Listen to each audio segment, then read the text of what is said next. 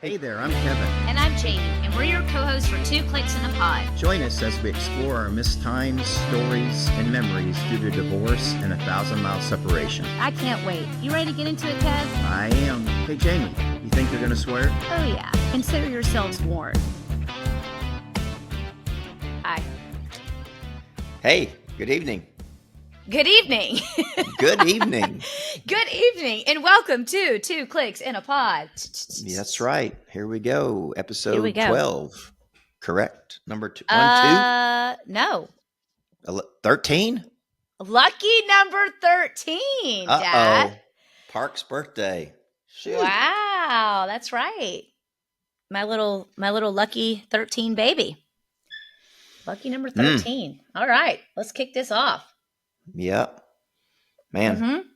Well, I'll go first. Kind of been an eventful weekend with the news and the hurricane moving through the South. And the footage in Asheville is crazy.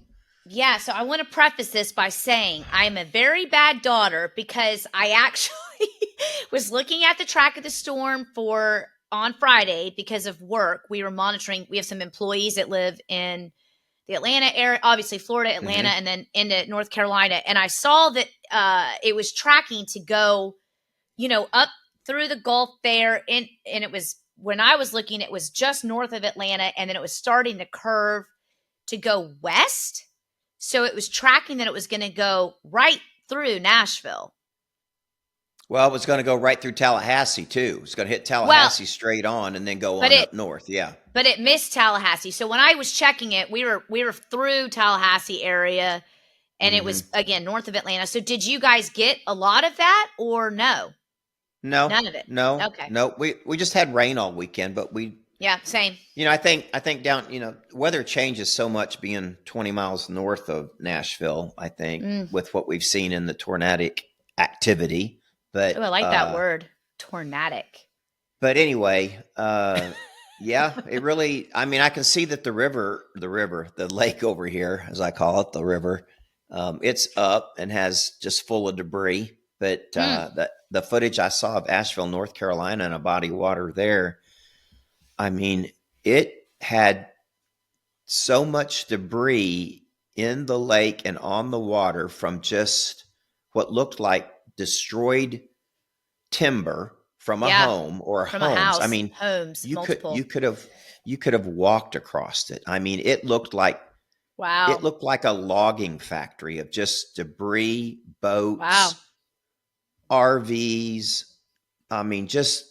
It was horrendous. I cannot believe that kind of destruction, and heard the same thing from people up the coast of Florida, just how violent, and of course the surge and the amount of rain that was there. Yeah. Just created all kinds of havoc. And I saw a lady reporting from Asheville. Asheville is a very artist heavy area and she had just moved up from Florida a year ago because she got tired of the hurricanes, thinking this was safe haven. And, she probably wasn't wrong. I'd like to know the stats on how many times has a hurricane gone through Asheville? Because so she made a good guess. Good attempt. Well, hurricane are just the heavy rains that came. Tropical storms, right. Yeah. So anyway, she was in pretty good shape. A lot of her artisans that she knows obviously were in much worse shape, but she was quickly. She said they came back with power today. I think running water is the big problem there, or just good water, but just the cleanup. And watched a little bit of the press conference with the governor of North Carolina, but it's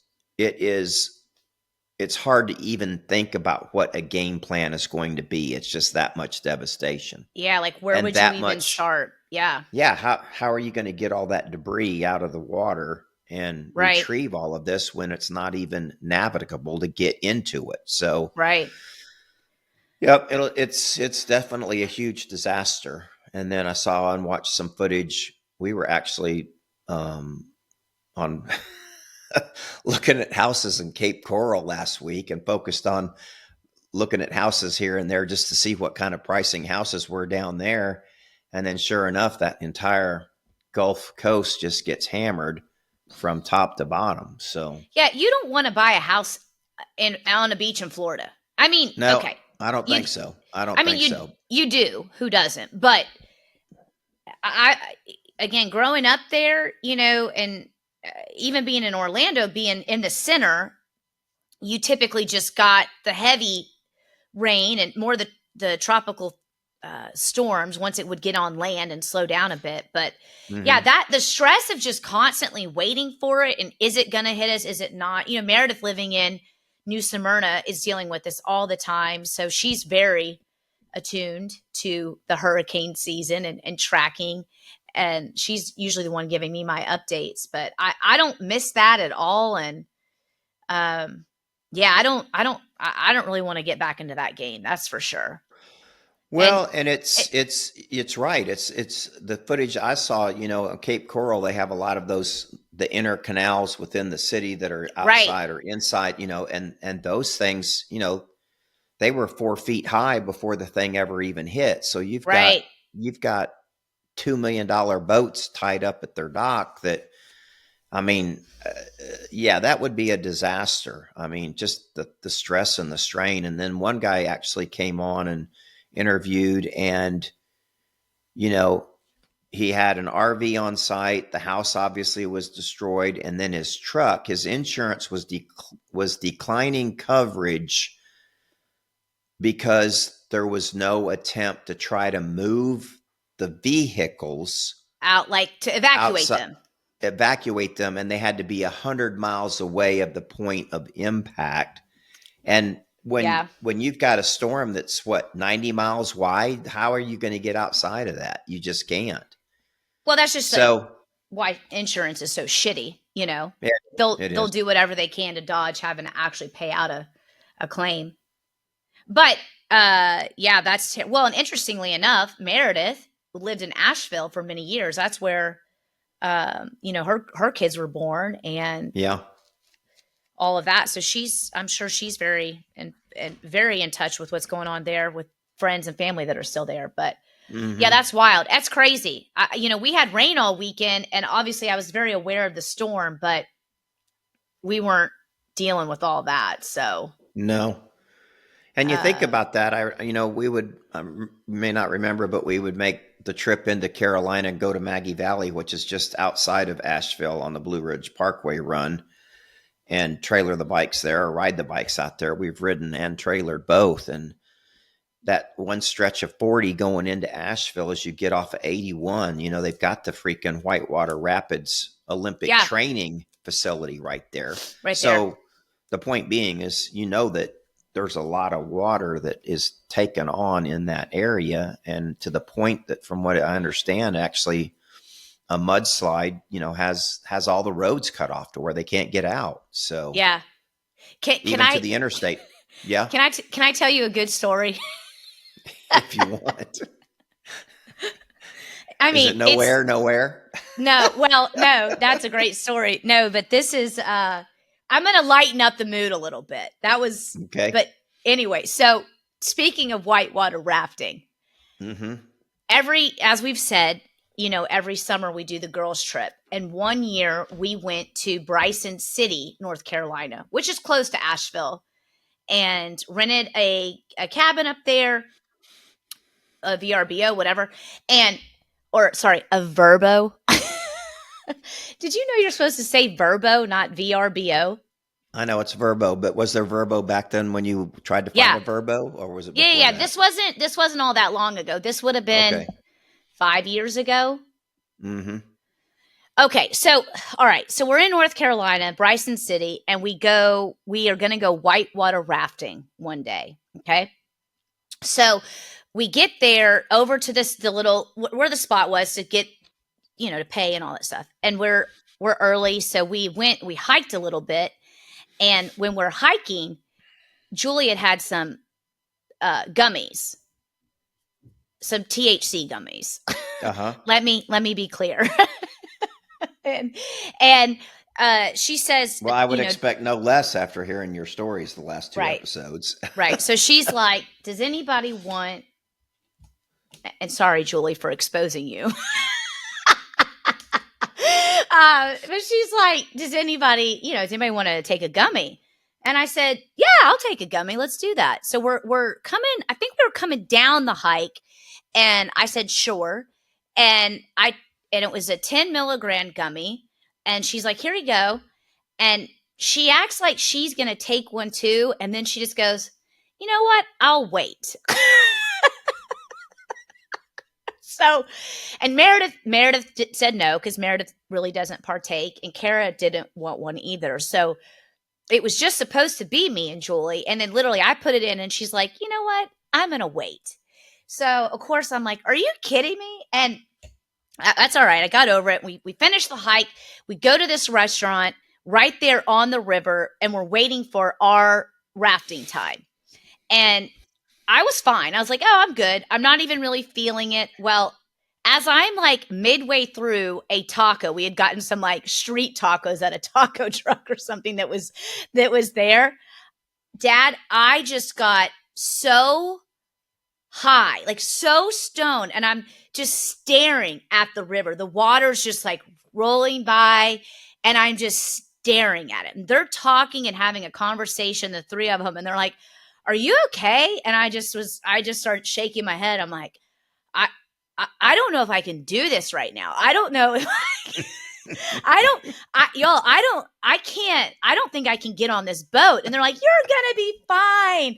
So we finish lunch, and we get over, and we have to go and check in, and you got to watch this video. And it's like all these people on these logs, and we're watching this video, and they're asking all these questions like, can you just what feels to be very dangerous situations. And like, you shouldn't be doing this if you're not able to swim. And you shouldn't be doing this if you have a medical issue. And you shouldn't be doing this if you're impaired in any way. And I just like look over at the girls. I'm like, I shouldn't be doing this. And they're like, you're fine. You're fine. So of course, we sit through the video. They probably put a bobber on you. Throw you in there with a life jacket and put a big old bobber on you. Dad, like in my mind, I'm just like, they said it. If you're impaired, I can't do this. They're like, you're fine. So then the guy who was the lead guy, there's like all these guides that aren't the lead people, and they're younger. And there's an older gentleman that's in charge, and he's the lead guy. And he sees the four of us, and he's just like, yeah, I want this crew, because we're laughing and, whatever. And he's like, I'll take this group right here. So he grabs the four of us and takes us over to our boat.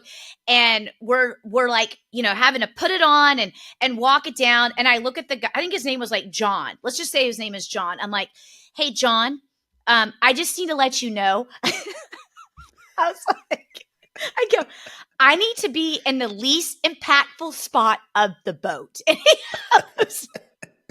he's like, what do you mean? I'm like, I don't need to be the person that anyone is relying on. I just need to be able to like be here. And he's like, yeah, okay. And the girls are just laughing there because they know, obviously, I don't say anything to him.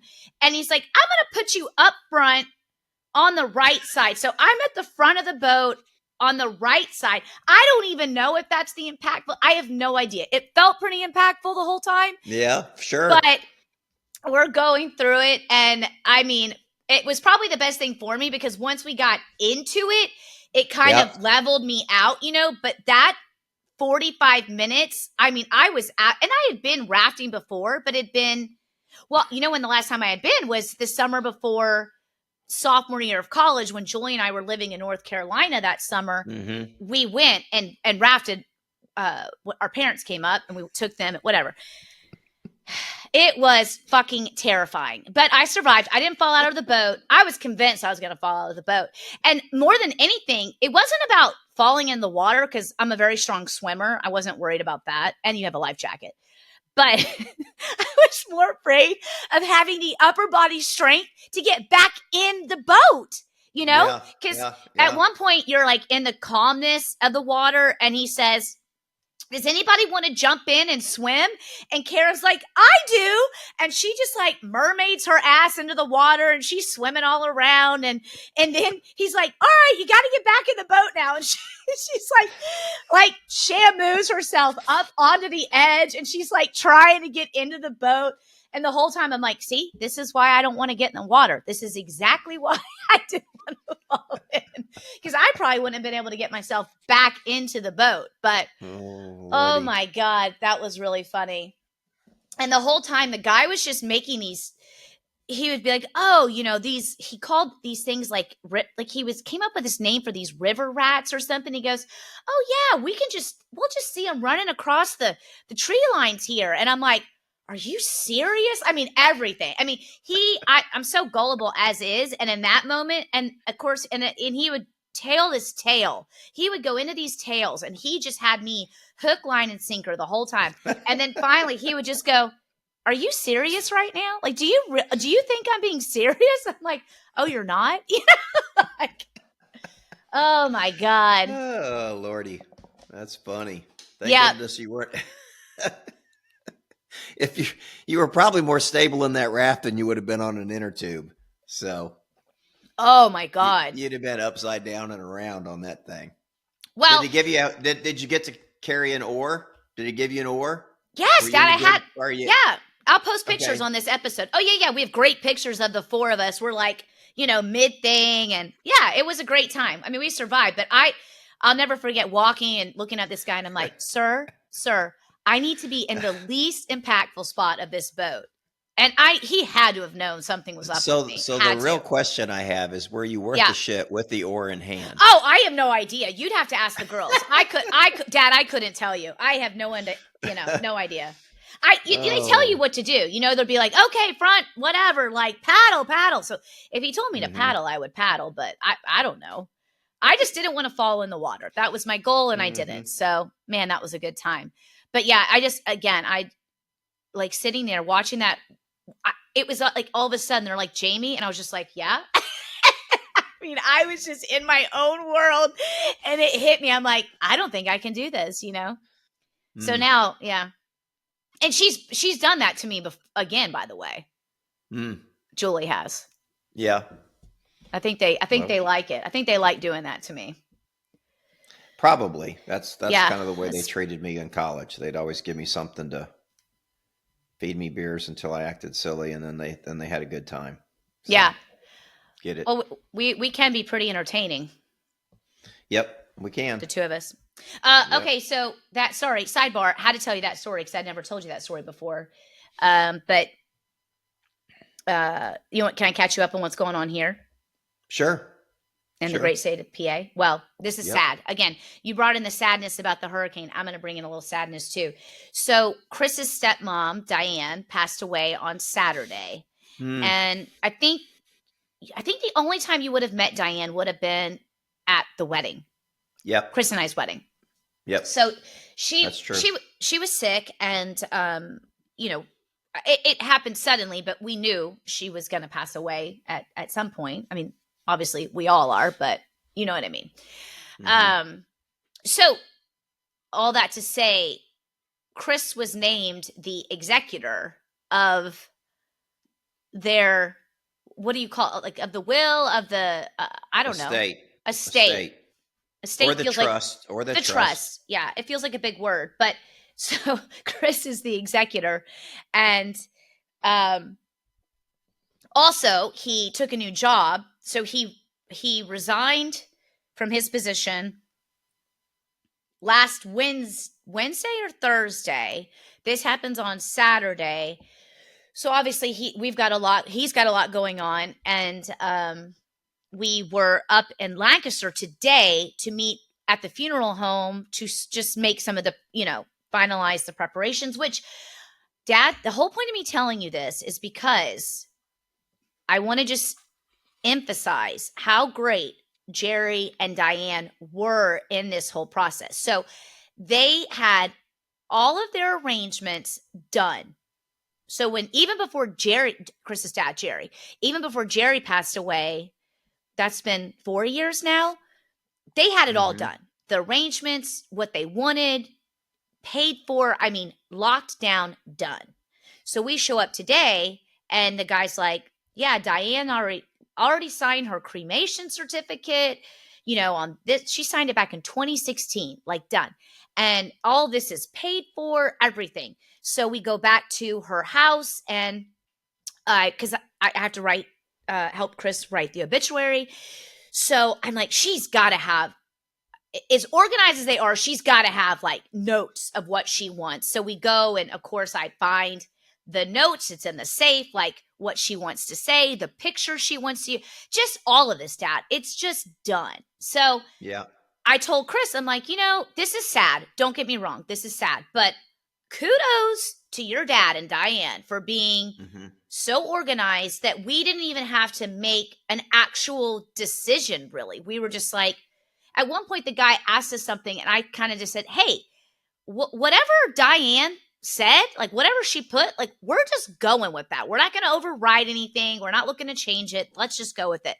So we get back, and I called Mom and said, hey, I'm not going to get back in time to get the kids off the bus. Can you just be at the house? So she was there when we got home, and I'm telling her all this. And I'm like, so Mom, here's what I'm going to need you to do. I'm going to need you to start making some notes. And she just like looks at me, and she's like, what? I go, just start writing some stuff down to the point of, for your service, like what songs would you, Diane wrote what songs she wants, who she wants to speak, everything. I'm like what songs would you want to hear, or what do you want played? Do you want a service? Do you want to be cremated? Do you want your ashes spread? Do you want them buried? Like, just write this stuff down. So I'm telling you the same thing. Have you started doing this? No, I have not. I mean, I have everything financially in order. Financially in order. The trust is in order. So, I mean, there are specific directions, but nothing to that level, just because. So. Yeah, just because, I mean, they obviously are, what's the right word? Not transient. They were where they planned to be at death. I'm assuming they aren't moving around the country or right. So they definitely, I could see that's a big benefit. I wrote notes down, and that's a real good idea, because I do have ideas, and as the older you get, you start putting thoughts down as to. And I recognize it's number one, you don't want people fighting over stuff, so you better off just say what you want. And better yet, if you have, it's better, and this is what I can't get my mother to do, it's better for you to say who gets what than to leave it up in the air. Yes. Because at least that if wanted, wanted, I know this meant something to you. So yes, 100%. And this is the thing, is it's I've heard this, like, well, you guys will figure it out. And I'm like, I don't want to figure it out. And every time I have heard just terrible stories where it's been left to figure out, and family members are now not speaking to one another because they fight over this, or they think they should have it. And so I'm just kind of like, hey, and you may not write everything down, but if there's certain things, that you want. Like her and Reese have things where she says, well, Reese, that'll be yours one day. And I'm like, then write that down, And so Diane did that as well. Not a lot of stuff, but things that, and she had asked us years ago, is there anything you want? And we were like, honestly, Diane, no, but if there's anything you want us to have, then let us know. And so she left us her Vitamix, and I'm very okay with that.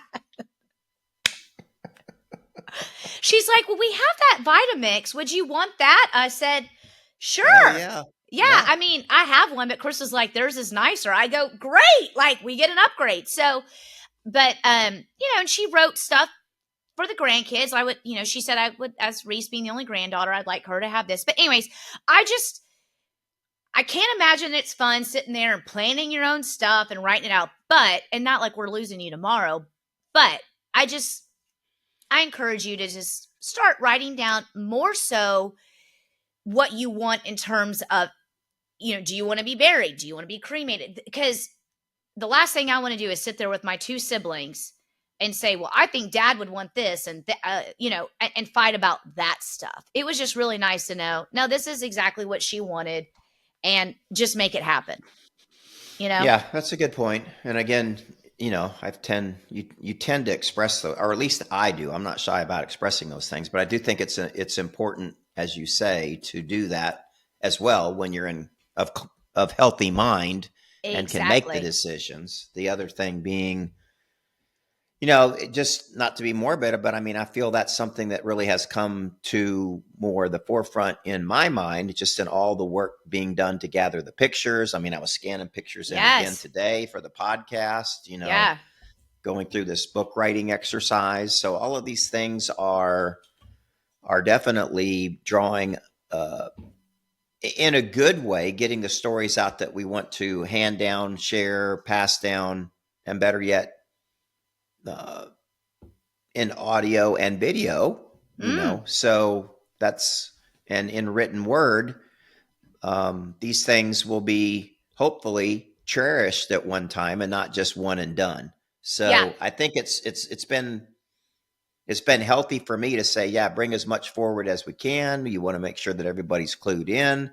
We need to give time to others. And, this thing will actually create a living document of the time frame that we're involved in this, which is, age 69 for me through wherever it goes. And but yeah, it's sad to think that things can change very quickly. We've Yes, been they very can. healthy in our family for sure. And not to say that, Well, things can't change, but and that's the thing. It's like in an unexpected situation, obviously we would work through it and deal with it. So I'm not saying, hey, by tomorrow you should, but I do just think it's something that is valuable. And hey, I'll have it all together. I'll have it all together before Saturday when I get on the plane to go to Cabo for 2 weeks. It'll all be taken care of. You know what? You joke, but and to the point of like literally that's all Diane did. She wrote it down and she put it in this folder. It's not like it's a legal document. It's just, and Dad, I'm going to start doing it myself, just like, and it may change over the years. I may say, hey, Yeah. I want to switch this song out with that song, Yep. Yeah. I mean, you joke, but I'm telling you, when I die, I want everybody to have a big party, and I want them to play Freebird like really loud and just spread my ashes while Freebird's going. And I would be a happy camper, looking up or looking down. Maybe I'm looking up because I might be going to hell. I don't know. Hopefully not, but we got to work on that, I guess. Hey, I'll bring out the devotional right now and get you caught up. We'll absolve you of all your sins. You think? Am I going to be looking up, Dad, or looking down? I don't know. We'll figure that out. Well, it depends it'll depend. I've heard some funny stories on true crime about how people are buried and then how the spouse gets buried with the spouse, Oh, man. face up or face down, Well, what if people okay, what if what if people it's okay, this is so gross, where they would say, in my death, I want you to position me with my spouse. I mean, it happens all the time. I just saw where where I'm going with this. Like if they were exactly. in a certain numeric position, like I want to live eternity with my wife in this position. On top of me. Yeah. Right. With her face, wherever. Yeah. Just because could never get her to do it in the real life. So in my afterlife. Hey, one happy guy on the way out. Yeah. You think people do that though? Oh, I know they do. I know that. I've seen that request on. It's weird how you see that request. And I just saw a story the other day where he had passed ahead of her, and her wish was to be cremated and her ashes put in his coffin.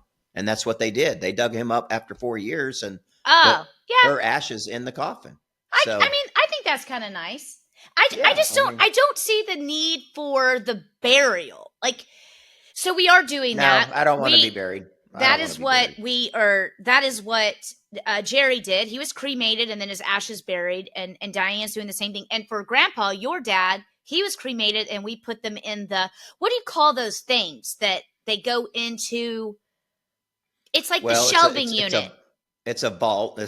it's not a safety deposit box at the But bank, but it's kind of that way. Yeah. It kind of looks like it. Like they open the Yep. little box and slide you in. So I at think it's called a memorial, and it's the big mausoleum. ones where it's Mausoleum. Is that right? If it's where they put caskets in there, yes. Oh, But Dad that's a was mausoleum. Dad's just a little Little he was box. cremated. Yeah, a little box. Now in his little box area, Kind of like Dee and Daisy. Yeah. yeah, it's like, well, in a second I'll get to that. So grandma is going in his box though, right? That's They correct. have enough room for two. Did they yeah. Did they leave room for you guys or no? I'm not sure. I have not asked that, but yeah, that's a Interesting. good question. I have not asked that. But yeah, Do Mom you- will be there with Dad. What do you think about us? What do you think about us? Like, It was a VIP Priceline special. oh, but you want to be? Do you want your ashes spread, or do you want to go in a box, like in a? No, I don't want to go in a box. I don't want to go in a box. I'm gonna take your ashes if you're okay with this. Write it down and go on a boat, and I'm gonna spread your ashes. I probably would go back to Lake Cypress Springs, Dad, Yep. and do it while I'm like on a wake surf. There you go. That'd be cool. You know, I don't know if there's rules and regulations about that. There wouldn't be any rules and regulations. Nobody about would that know. in Lincoln County, I'll but be that's playing. right. I'll be playing Def Leppard, making love like a man.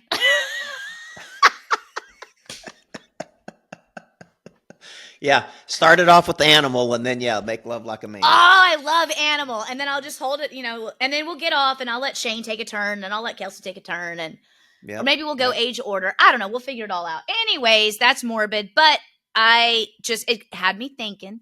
And so I told Mom that. You should have seen Mom. She basically was like, I don't want to do any of that. I said, well, you need to. Basically, you need to do this. So I said, I'm going to create a spreadsheet and you can fill in the answers. And she said, I'm not doing that. So I said, all right, I'll create the spreadsheet and interview and I'll fill in the answers. I can do that for you too if you want. Yeah, just on this topic and something that you don't know, but it is a story. But when we moved from Harrisonburg to Rowlett, Yeah. and Dad was always really good about telling me, when you have a family, one thing you definitely need, and that's insurance, life insurance. So that was something that he kind of drove pretty hard, and to this day, I have plenty of life insurance, which is a good thing as long as it's a cash value policy versus a term non-cash value policy. Well, because they're not cheap. Life insurance is not cheap. They're not cheap. It's I can't say that there's a lot of people don't believe that it's a good investment. It makes money. It makes money over time. You're getting paid a nice little dividend with time to where. Did you do that with Reed, or did you do that with somebody else? Because I've done that with Holly and okay. Eric. So and you pay for so many years, and then it pays for itself, and then the dividends actually continue to it, and it will build up in cash. And better yet, it's just like a bank. You can go borrow money from those policies, cash value, at a 5% interest rate. Well, it becomes like an investment strategy, right? It is. It is. Yes. Yeah. But anyway, moving in there, for whatever reason, this guy pedals around to the neighborhood, and Rockwall, there they have that Rockwall Gardens or the Rockwall Cemetery. And it's a memorial, to where they don't have headstones. They got placements. The flats. So, and your mom probably doesn't remember this, but there are 2 plots there for burial. Shut up. No, seriously. Like available today? Yep. Prepaid? Still mine today. Prepaid. Just tracks in the land. Where's the paperwork? I've got the papers classified in my papers under important papers.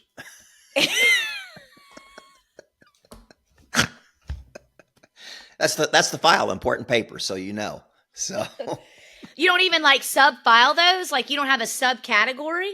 Come on, Dad. No, it's just important. That's kind of where your birth certificate is, and your social security card, and but I have sub files. I have identification file. I've got I have files underneath files. Yes. All right. Yes. All right. Auto registration, credit cards. Those are the 2 big ones. I mean, you know me. You know how organized I am. I can come in and take care of that for you. But that's interesting. You know what you should do? You should sell those. You probably can make money on that. You can. They won't help you sell them. You just have to do an ad, an Oh, this endorsement is on great. your You own. know what I'm going to do? I'm going to tell Mom. I'm going to go, listen, Wacky, if you're not willing to fill out the spreadsheet, then I'm going to bury you In in Rockwall. Rockwall, Texas. And that's Yeah. where you're going. Because it's prepaid and it's bought and paid for. So that I'm gonna tell her that if you're not willing to do the exercise, that's fine. You're gonna be spending your afterlife, and well, not really, because Mom will definitely be looking down. Who are we kidding? Yeah. Yeah. Angel here on earth, that's for sure. So that's good to know. I'm gonna use that as some ammunition to get this party going. That's great. Honey, she'll be looking up. She won't be looking down. No, she'll be looking down on me. Oh, down on you. Down. Oh. I thought you read. You didn't get my joke? No, my joke is I'm going to be looking up because I'm going to be Okay. right Down. and Mom's going to be looking down because she's obviously going to be in heaven. I thought you were going to plant her face down. No. Okay. No. All right. What I'll do for Mom, if I had to bury Mom tomorrow, I'd put her in like her best dress, her best shoes. I mean, you couldn't send Mom out. That's a hard decision. She's got great shoes. Well, and I couldn't pick too many pairs because, your oldest granddaughter's like, she's already taken stock on all the. I better tell Landry and Tilly they better get over here and start picking some shit because Reese has got her name on like half of Mimi's stuff already. I'm like, you do realize you have two cousins that are going to want some of this and a mother that. But yeah, anyways, This is so terrible. Look at this. We're already taking it all. Anyway, so that's that. So that's what we're doing right now. That's the week. So that's the current status, but that'll be the next couple weeks getting through all that. So lots to do when this happens. Lots of things to take care of is what I'm learning. Oh, no doubt. It's never. I was taking and a lot. That is very cool that they're planned and ready to go. So it saves. I'm beyond beyond impressed. I can't imagine. I haven't talked to Dan since his mom passed away all of a sudden here a couple of weeks ago, close to a month ago now, but they weren't having. Oh, really?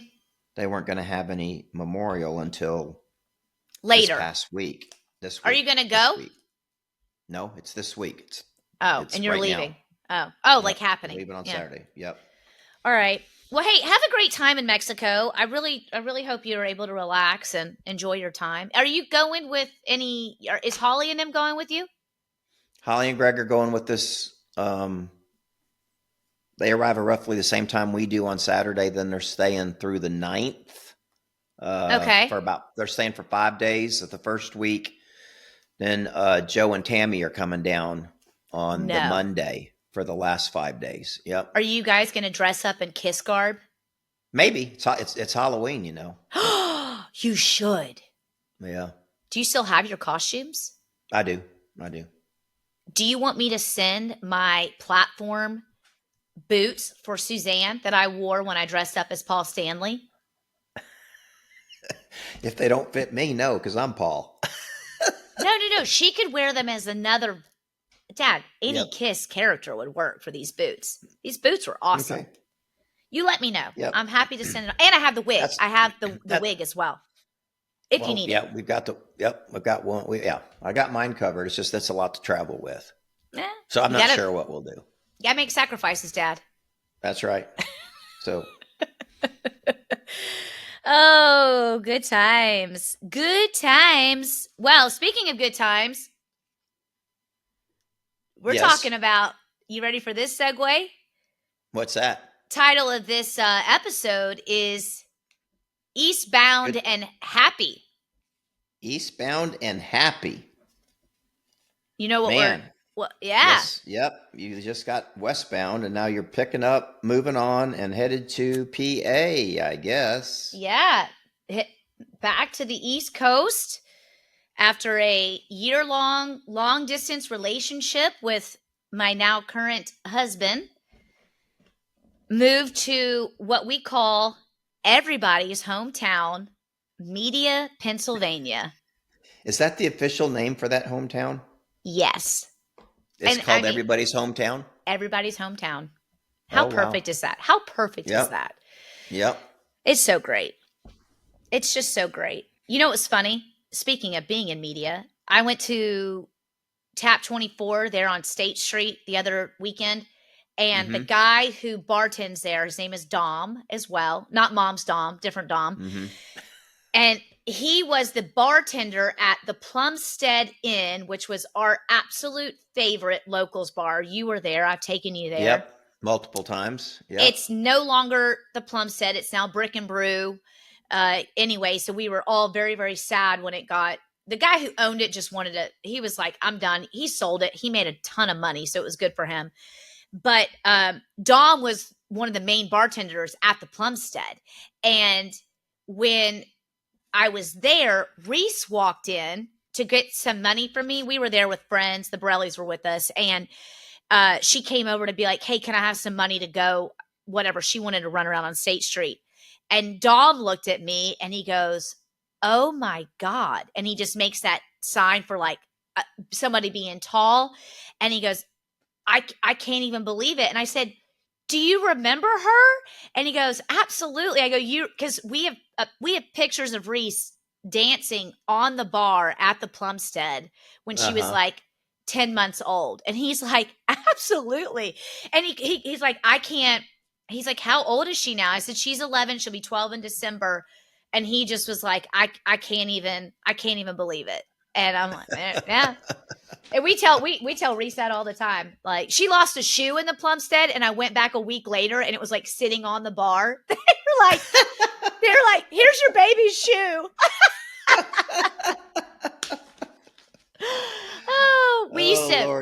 We would take her, like when we would have snow days, we would throw Reese on the sled, and we would bar hop, and we would just drag her. She was, we were the only ones that had a kid, so it was like Liz and Paul, Marty, and us, and we would drag her on the sled down the street, and then go bar hopping on snowstorm days. And then, like, when she was getting antsy, we'd be like, all right, who's taking Reese out to like throw her up and down the sled a little bit, keep her entertained. And anyway, so yeah, good old media. Hey, I was in Costco yesterday, and they have some pretty slick sleds for sale right now. Dad, they have them every year, and I need to get some new ones because ours are broken. We had them from Costco. Is it the big round ones? No. These are sexy, long, kind of shell. They aren't fiberglass, but they're lightweight, and they're about foam. 4 to 5 feet long. Yep. Yeah, ours broke. It's the length of a wakeboard. Are they skinny? A little bit longer than that. No. They're wide. They're kind of wide like a canoe. Okay, so we had those. They lasted quite a while, but they beat those to death, so I got to get new ones. So it's good to know they're out. They also sell these giant saucer ones that I really want to get. I hope they bring those back. And they also sell ones that are like the width of a snowboard. So I was teaching Parker last year how to ride it like a snowboard down the hill. These are a little wider than that, I think. Yeah, we had those too. So okay, good to know. I got to get to Costco, get myself some new sleds. It's the jinx of buying the new sled, though. Every time I buy the new sled, we don't get any snow. Anyways, they aren't that expensive. No, they're not. They're like $30, $30 or $40, I think. I bet they're $34.99. Costco they love to price things at like $34.99. Mm-hmm. Yeah. Anyway, so moved to media in March of 2008. Yeah, how hard was it to make that decision? I mean, talk to me about having to go into Brian and asking him to move to media. Well, it was at that point, it was still Ivana, my old manager, the one that now lives in Germany. But I had already disclosed that we were dating because being in HR, I had to do that. So I did that probably March the year before I disclosed that we were in a relationship because we work for the same company, blah, blah, blah. So I just walked in. I'm like, walked in one day. Hey, can I talk to you? And basically I just said, here's the deal. Like things are still going really well with Chris and I. And they loved Chris. Like he was very well liked at work. And I said, things are going well. And we're at a point though, where to see if this is going to last, we've got to live in the same place. We've been doing this for a year. And I said, I'm going to move. I love media. I love the area. So I've decided I'm going to move, and I would like to move with a job. However, I understand if you guys aren't open to that. I just need to know. And then I can, give my notice and start looking. And Ivana was just like, well, I can tell you right now, we don't want to lose you, but I don't have all the answers. So let me think about it tonight. And, we will talk though. And I'm like, all right. So, and from there, I just kind of, I'm sure Ivana talked to Brian, and it kind of just snowballed from there, that they're like, yeah, we don't want to lose her. And they looked at it as an opportunity, because at that time we had opened the office in media, which is how I met Chris. And it had been open for about 3 years at that time. And they loved the idea of having me in media, having like a business person, I'm quoting, a Dallas mind in that office, not to like spy or anything, but just to kind of start infiltrating some of the company culture and be a leader out there and kind of their eyes a little bit on the ground. So I moved, I got an apartment. I got a 1-bedroom apartment at the Madison Suites on Manchester Avenue, right on the other side of town. So very close to State Street, but other side of from where we are now. And Chris still lived with Marty. So Chris and Marty and Mick lived together at Marty's house there on Summer Street, and they're 3-bedroom. And but yeah, I mean, obviously he spent a lot of time at my place, and it was just 2 years of up in PA, a lot of fun, just exploring Philadelphia. They would take me into the city, and I had some friends come to visit here, that were, my friend Jen Wood was actually doing an internship working up in New York. So she came down and visited for a weekend, and just was able to, I went up and visited friends up in New York a couple times. I took the, this is great. This is when they had the $20 Chinatown bus that you could take from Chinatown in Philadelphia to Chinatown in New York City, round trip, for $20. And wow. Dad, when I tell you that company was obviously running something other than people on a bus to New York, hands down, I'm convinced of it. One of the times I went, there were like 10 people on the entire, this is like a big charter bus, and there were like 10 people on this bus.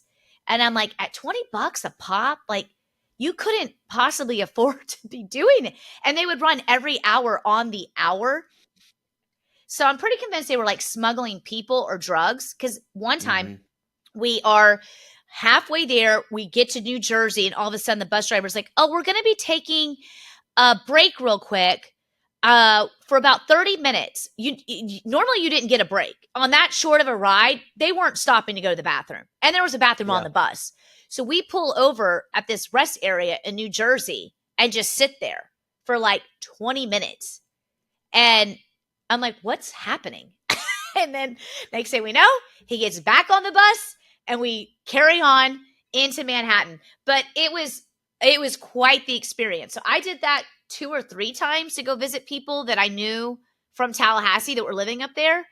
And so it was just great. I just loved being up here. The fact that I could be in New York City in an hour and a half, I thought was amazing. Like growing up in Florida and that being such a long state, and it would take you forever to get out or whatever.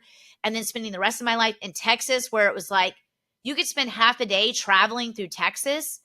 The fact that you could still not be out. And still not be out. The fact that you could be in another state in literally 30 minutes, I just thought was awesome. So I loved it. We had 2 great years. And the only thing that was hard was just being, I left behind, obviously, you guys, and left Kelsey behind, which was very hard. That was when I left. I was there for 2 years. She graduated in 2009. So basically, I guess she was going into her junior year when I was gone. So I missed her junior and senior year of high school not being there. And, she went through, we would talk all the time and all of that and catch up, but that was hard. And Shane was there. I was thinking today when I knew we were going to be talking about this, I couldn't remember where Shane lived after I moved, because prior to me moving, he and I were living together. So I don't even know where he was living when I moved. Do you remember that? Well, you were the only thing I remember was this is when you were with Whitney and Shane in the house, and then you moved. There was that. Yes. So That's when you we moved were away, right then. when we were in the Velasco house after that lease was up is when I felt, stayed through the end of that lease. Whitney moved into her own place from there, and I was moving out to move to PA with Chris. But I don't remember where Shane went. He had to have gone back to the villages or something. Yeah. It doesn't matter. I mean, but he wasn't yeah. working for me at that time, so No, I no, don't no. really. He was still working. I think at that time is when he was working at the recruiting agency. I think he started Yeah. working for you not too long after that. Yeah, I want to say it was pretty close to '09. That Yeah, that 09 that maybe. time frame we were. That was the Vegas hot time right there, '08 through like 12. Yeah. Working Well, all and those jobs in remember, Vegas. do you remember that? I think it was so. Before I moved to Pennsylvania, me, you, and Shane went to Vegas for a weekend. Do you remember that? Yep, I do. We had a great Yep, time. I yep. love Las Vegas, by the way. How many times have you been there since? Once. I've been a total of 3 or 4 times. We went for Liz's 30th birthday, and that was a very different experience because Reese was a baby, and so Chris and I were away, and we were very excited. So we would get up early because we were on a whole different time schedule. So we would get up early, go to breakfast, start drinking early, like we were drinking. But by 10, 11 o'clock, we were like, we're good. We're shutting it down. And then Liz and the rest of them, they would be like, no, come on, we got to stay up. And I'm like, I can't. Like, you didn't get up here till 2 o'clock. I've been drinking since 11 o'clock. Like, I'm Mm-hmm. done. It's just we were just in different phases. But I mean, it was a good time. But that time that you and Shane and I went, that was when you taught me how to play craps. Remember we did that Yep. Dad, that was. Well, Al was with us too. Remember? Oh my God, I forgot that the whole time. Yep. He was there with us. I forgot about that. That's been my favorite Vegas trip. Was that trip? Absolutely. Yeah, we had a good time. Yeah, we had a great Trying time. to think where we stayed, but were we not staying where were we staying? Doesn't matter, but Well, the first time I remember meeting Kevin G there with Clint's birthday, and that was a TJ big thing. was there, and I wasn't invited, and I got so mad at you guys. You guys went there for Clint's 21st birthday, and I wasn't allowed to go because I wasn't a guy. And y'all kept calling me while you were there, and I would just tell you, stop calling me. I wasn't invited. Oh, I would get so mad. No, but anyway, so we did that before I moved. And then it was a really fun 2 years. I just got really close to, Marty, Chris's best friend, and we met Liz and Paul at that time, who are still best friends of ours to this day, and just had a good time. We were very happy and just living. We were late 20s, Chris turned 30 while that was happening, and I don't know. It wasn't anything super eventful other than I was here and you were still in Texas. So yeah. I guess, during that period, I was traveling a little bit. That was a big time in my life where friends were getting married. So Julie got married in May of 2009. Kara got married in March of 2009. So that was going on, lots of people getting married, things like that. So I was doing that, and I don't know what was happening. Because I feel like when I left, things were getting a little. There was drama at play, and when I was gone, I think I just kind of really stepped away. I kind of removed myself and was definitely living my own life again, for sure. Mm-hmm. Yep. There was a lot going on at that time. I'm trying to just kind of put two and two together, knowing that you left in, you said March of '08, came back earlier, February of 10, Yeah. which is almost 2 years. But '08 was really, from a work standpoint, very busy. We'd been out at the lake full time from essentially 2000 through 2005.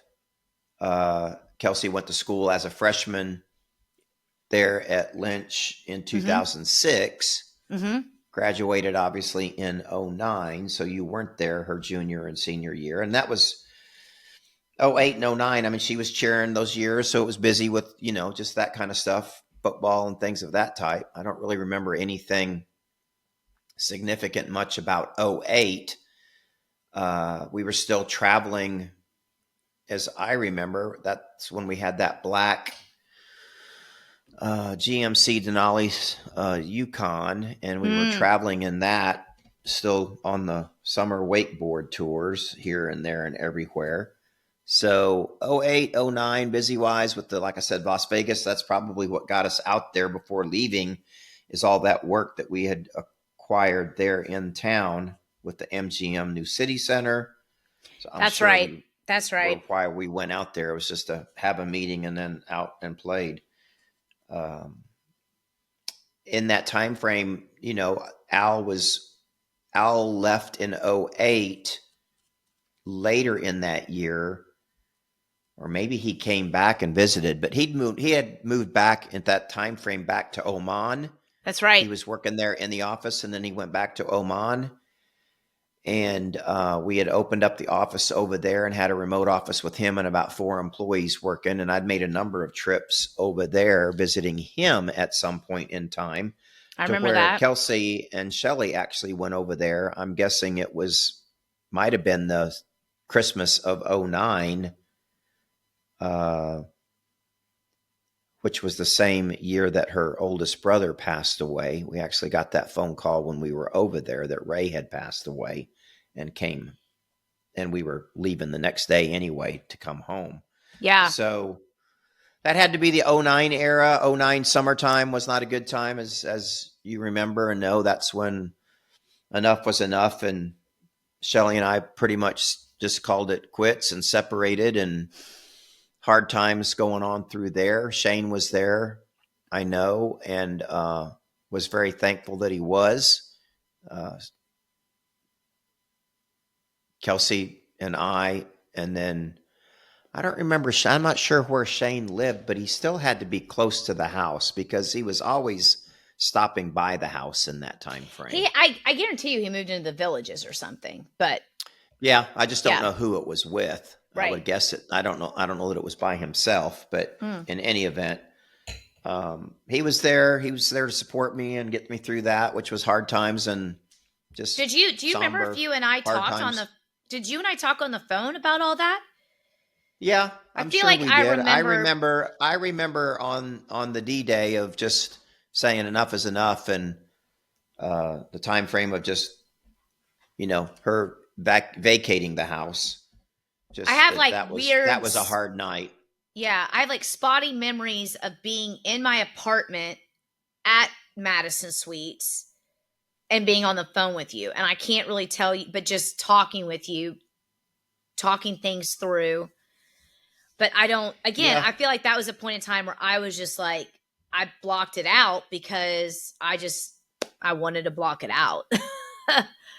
Yeah, that was definitely a rough summer, rough time. Kelsey had just graduated high school, so we ran around quite a bit. Shane was still there. Shane, again, that very first weekend of just everybody being after the debacle of separation there. I think that was a Thursday night, and then the weekend was right on us. But Shane, Kels, Wally, and Michelle were really big, around at that time as well, and came around that weekend, and yeah, just continued. So really that summer was mostly, Kelsey was going away to school in August. So we went to, I'll never forget, we went to we were taking the office to the Double A Club, the Frisco Rough Riders baseball game that night. And Uh-huh. we were riding out to Frisco for the game. Of course, the employees were out there, and we'd ordered some seats. You could go to that game for little or nothing, but it had an Yeah. area where you could sit behind first or third base. And then you had all the food you wanted to eat, all the food you could eat and all the beer you could drink. So we were out there and doing that and had a big time. And then Kelsey and I were journeying home, and, she just knew how bad, how bad it was, and just that it was bad on her as much as it was me, Yeah. just, it was very awkward and very sad. And I'll never forget, she just looked over me and she said, "Dad, it's going to be okay. Just let it go. It's going to be okay." So that really provided a lot of comfort. And number one, that she recognized it, she knew it, she saw it, and, and was taking a stance to say, "Dad, it's fine. Just be okay." I mean, she was, you think about when we went through the divorce, Shane and I were so young to the point where we don't have the memories really. And then Kelsey was if you look in a textbook, they say is probably the worst time for a child to live through a divorce is their teenage years. And was very hard for her, I know. And I don't think, me leaving didn't help, because we had gotten so close from 03 to 08. And I said that last episode, I know she was so happy for me because I found someone that I truly loved and was moving on in my life. But I know that was hard for her. And it was hard to be away from her when she was going through all of that, which leads to kind of eventually when I come back, the new role that I took on. But what was fun in all that sadness was I did journey home in August of 09. And we being me, you, and Shane, drove from Dallas to Orlando to take Kelsey to school for her freshman year at Rollins, and road trip that all together. And we had some, really silly road trip moments and good laughs. And I remember listening to sharing different music with each other, and, you being like, "I like it." I was playing Angels and Airwaves. And I remember you being like, "I like this." I was like, "Yeah, it's good." Right. And, it just, we had a good time. And then we moved the baby into college, and I know we embarrassed the shit out of her because we were just Shane and I, we would be walking stuff up the stairs and be like, "This is our sister Kelsey. You don't want to meet her?" And she was like, "Oh my God, like, stop." But we're like, no, we're gonna show you how to, like, meet people and connect and all this stuff. And she was like, "You're killing me. Just leave." Like, oh my God, I'm sure we probably embarrassed the shit out of her, but we had a great time that week. What would you do that in a weekend, 4 days? Yeah, it was a good trip. Yes, we did it over the weekend, made it, and dropped her off. And that could not have been easy for her, just as we know it wasn't, after her making it through 2 years there. Just being away from home and I don't know her. Just her hopes and dreams of why she chose that college and why she was going there, and that just kind of was somewhat of a dud. But it was so fun to visit her in Orlando. Obviously, your mom was there. Stu was still there, so she had Lake Virginia right there on campus. That's where they had the ability to get in a boat and ride on the lake as need be. I don't think that everything really gelled like she'd hoped for on that, but in any event, I know your mom was really good to her there, and it wasn't but just a stone's throw away across the lake that they live. Oh, they were right there. I mean, Mom would go over and take her to lunch on the avenue there on Park Avenue, and and say, well, do you want to bring any friends? And Kelsey would say, so it gave Kelsey a way to say, oh, what my mom, she called her my mom through divorce. My mom through divorce is taking me to lunch. Does anybody want to go? And mom would take, where do you girls want to go? And she'd take them to eat a, nice joint on Park Avenue. And Kels could go there and do laundry. And yeah, it was, I know mom cherished having her there and having that time. And yeah, it was hard. I know it was hard for Kelsey, but I was always so proud of her for making that leap and giving it a shot. And, like anything else in life, some things work, some things don't. Eventually, she came home and ended up going to TCU, which is another great school, and it all worked out. But you know what I think sad about that time frame of just being in Orlando and O-Town and the wake community that's there. And at that time, Wakeboard magazine was rocking and rolling, which it was driving the national tournaments throughout the country. And it was a much more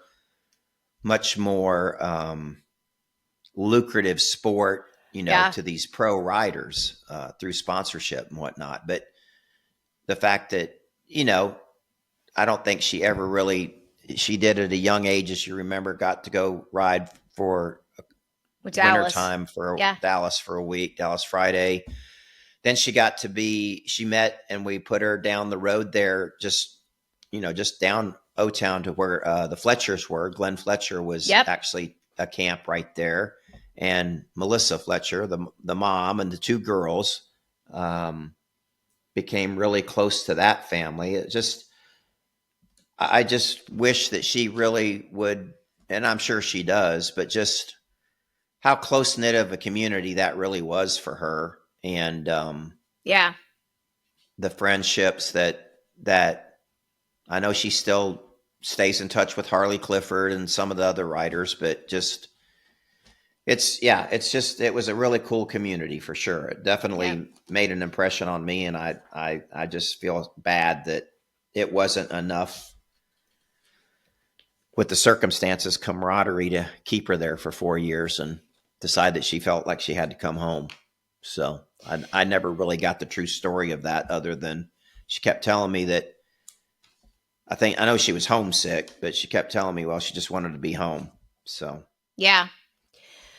Well, we'll dig into that next time. I mean, this isn't, we won't tell Kelsey's story, but again, always proud of her for giving it a shot. And, it's like anything else. Like some things just don't feel right, and maybe you can wait them out longer, but when you're in it, you kind of do what you got to do to survive. And we've all been there. Yeah. So, and you only gave media 2 years at that time, and then so that I guess I'll share that before we move on. But yeah, the reason I end up leaving media was my boss at the time, one of the best mentors I've ever had. She left our company, and they asked me, because she was leaving, they wanted me to come back to Dallas to take on a majority of her role. So it was a promotion for me, a huge opportunity, but they wanted that. At that time, we were headed into this world of like very remote work, but we weren't quite there. And they really wanted the person who was going to lead business administration still in Dallas in our corporate headquarters. So they asked if I would come back. They paid to relocate us. And at that time, Chris and I were just technically, we were in a relationship. We were not engaged. We were not married. But he was like, well, I'm going to obviously come with you. That was never a question. So for the first time in his life, Chris moved out of the state of Pennsylvania. And we can share that next episode. But those were very much, I feel like, kind of the college years. We were still obviously very connected, but I took the opportunity to, escape a little bit and leave a lot of what I knew was drama happening back at home with you and Shelly and the divorce and all of that. And I kind of just removed myself for probably for my own survival. But yeah. But that was that. So I guess we'll leave that there. Mm-hmm. Probably a good stopping point. All right, guys. So that's it. We're going to wrap it up on Story Hour and just ask again that if you guys have any comments, questions, feedback, statements, jokes, anything, send them our way. Send them to info@twoclicksinapod.com. You can also post those on our socials. Remember, you can like us on Facebook, follow us on Instagram, and even comment on our YouTube channel. So bring it. We want to hear it. We want to hear from you guys. Kevo, you got anything to say? No, please do. I want to know that people are out there, that they're listening, and better yet, what their likes are, what their dislikes are. They can either love us, hate us, or call us out. It's okay. That's right. Have no problem with any feedback whatsoever. Just would like to get, like to have the knowledge that we're making some impact, or better yet, providing some entertainment. So anything works for me. Goods, bads, and indifference. I can honestly say that Dad and I are both very used to and comfortable with getting constructive feedback and comments, and we are happy to take them and we process them well. There's not a whole lot you can do to offend the 2 clicks here. So bring it on. We'd love to hear it. And thank you for listening as always. And we will check you guys next time. I love you, Dad. Love you, James. Thank you for tuning in today. With so many podcasts out there, we are grateful you chose to spend your time with us. And we'd love to hear from you. So send us your questions, comments, and feedback to info@twoclicksinapod.com, and we might feature your message in a future episode. Also, don't forget to follow us on social and head over to our YouTube channel where you can watch the full episode live and in living color. You can find us at 2 Clicks in a Pod. That's 2, as in the number, clicks in a pod. Well, James, until next time, love you. Love you too, Daddy.